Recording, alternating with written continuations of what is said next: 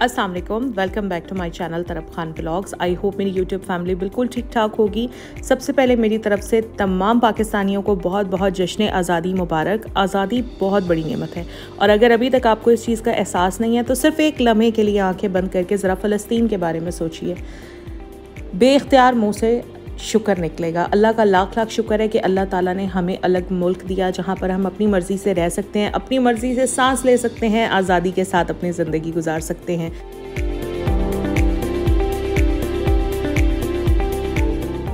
हम जब छोटे होते थे ना तो हमारे अंदर बहुत जोश और वलवला होता था 14 अगस्त को लेकर। बस 14 अगस्त आनी और हमने पहले से ही तैयारियां करनी शुरू कर देनी होती थी और अब्बू का सर खाते थे हम कि हमें झंडियाँ ला दें, झंडा ला दें। हम तो अक्सर चरागां भी करते थे और इतनी गर्मी में भी मैं और मेरी बहन और भाई मेरा बिल्कुल छोटा सा होता था तो हम लोग छत पर अपनी जाकर और पूरा हम इतना प्रॉपर सजाते थे, हमें ना गर्मी का एहसास होता था ना किसी और चीज़ का। आजकल के बच्चों में वो जोश और वलवला देखने में नहीं आता क्योंकि देखें जब हम छोटे होते थे तो हमारे स्कूल्स में, टीवी पर, हर जगह पर 14 अगस्त को ना एक प्रॉपर बहुत अच्छे तरीके से सेलिब्रेट किया जाता था। अब उस तरह से सेलिब्रेट नहीं किया जाता जिसकी वजह से बच्चों के अंदर भी जोश और वलवला जो है वो थोड़ा मध्यम पड़ गया है। पहले टीवी पर देखे कितने प्यारे प्यारे मिली नगमे और तराने आया करते थे पीटीवी पर और अब तो ऐसा कुछ भी देखने में नहीं आता।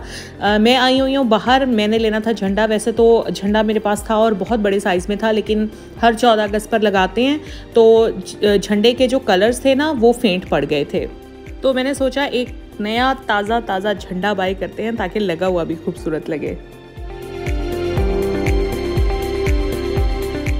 और आजकल महंगाई बहुत ज़्यादा है, जैसे कि हर चीज़ की प्राइस ही बहुत ऊपर जा रही है। तो झंडे, झंडियाँ, बाजे या 14 अगस्त से रिलेटेड जो भी चीज़ थी वो भी इतनी ज़्यादा हाई प्राइसेस पर मिल रही है कि बस पूछें ही मत।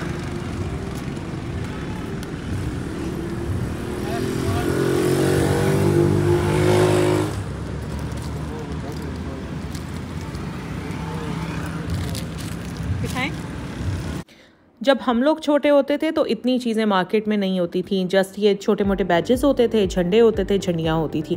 लेकिन अब तो इतनी चीज़ें आ गई हैं ना मार्केट में। ज्वेलरी ले लें, हेड बैंड ले लें या हेयर बैंड ले लें, कपड़े ले लें, इतनी चीज़ें हैं, इतनी वैरायटी है कि अगर बच्चों को ले जाए ना तो बच्चों ने तो जनाब जेबें ही खाली करा देनी है।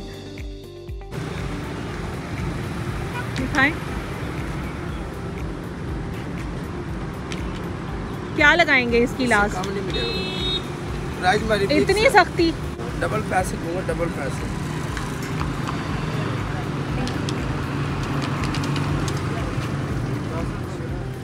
थैंक यू, शुक्रिया।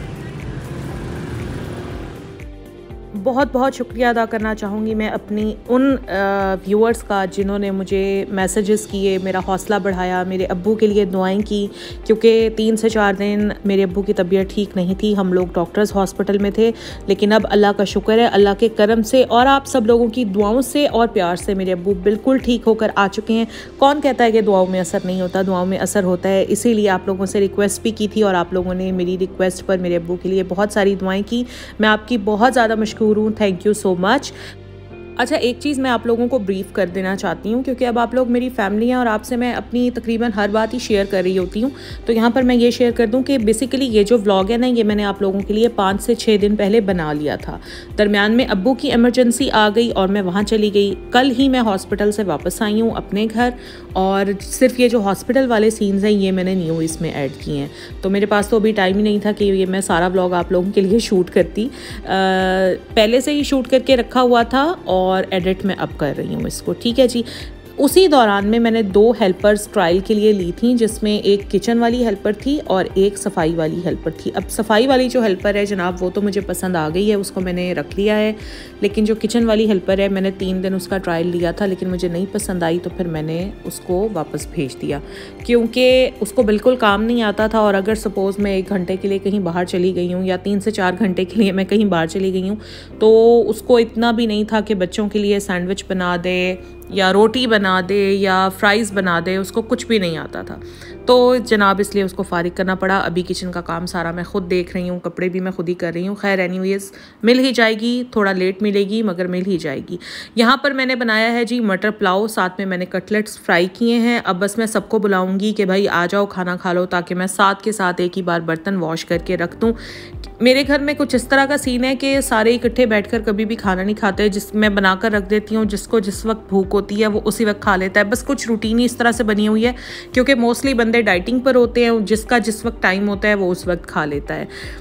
कामों से फारिग होने के बाद मैं आ गई थी अपने हस्बैंड के साथ बाहर, तो मैंने कहा चलें सबसे पहले थोड़ी सी वॉक कर लेते हैं, उसके बाद हमने जाना है नर्सरी कुछ प्लांट्स बाय करने के लिए।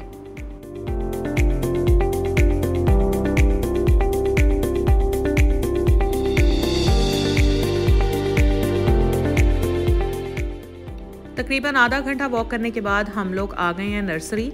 असल में मेरे हस्बैंड को चाहिए थी जी शकरकंदी बेल, ये जो बिल्कुल लेफ़्ट साइड पर नियॉन कलर में आपको नज़र आ रही है, इसको शकरकंदी बेल कहते हैं। और साथ में एक फ्लावरिंग प्लांट चाहिए था, मुझे अभी उसका नाम नहीं याद आ रहा। अच्छा, शकरकंदी जो बेल है ना, एक्चुअली उसको ज़मीन में लगाते हैं और वो ज़मीन में ही ग्रो करती है, ऊपर नहीं उठती है, ठीक है। मैं इंशाल्लाह बहुत जल्द अपने गार्डन पर एक वीडियो बनाऊँगी, क्योंकि बहुत सारे लोग मुझसे रिक्वेस्ट करते हैं कि मैं अपना गार्डन दिखाऊँ और उसमें जितने भी प्लांट्स लगे हुए हैं उन सारे प्लांट्स के बारे में बताऊँ। इंशाल्लाह अब थोड़ी सी फ्री हुई हूँ तो ज़रूर आप लोगों के लिए वीडियो बनाऊंगी और सारी डिटेल भी दूंगी।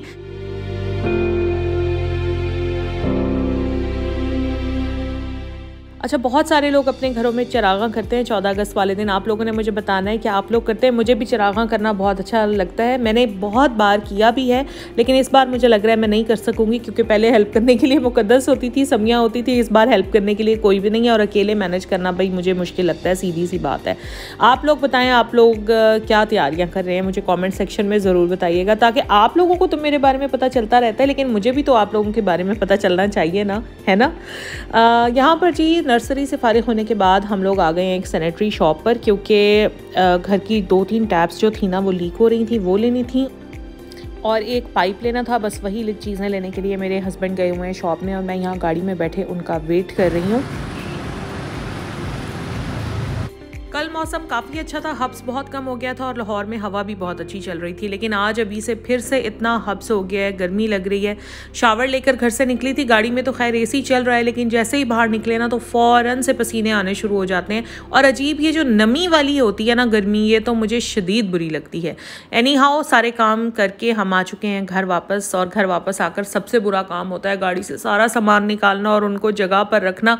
खैर कर चुकी हूँ मैं वो, और यहाँ पर सैम की ग्रूमिंग हो रही है, आज सैम का ग्रूमिंग डे है और ये काम मेरे हस्बैंड ही करते हैं, क्योंकि भाई मुझे बड़ा मुश्किल लगता है। सैम बहुत शरारतें करता है, जब भी इसको ब्रश करने लगें तो मेरे हस्बैंड बड़े आराम से इसको कंट्रोल कर लेते हैं।